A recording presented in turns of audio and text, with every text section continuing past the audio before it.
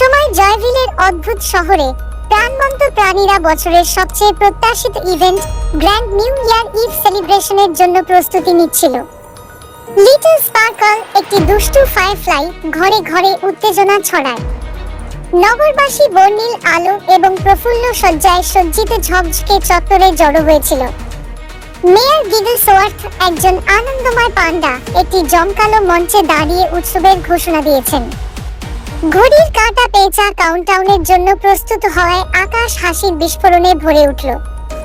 মধ্যরাতের স্ট্রোকে শহরটি আনন্দ উল্লাস এবং কনফেটির সিম্ফনিতে ফেটে পড়ে।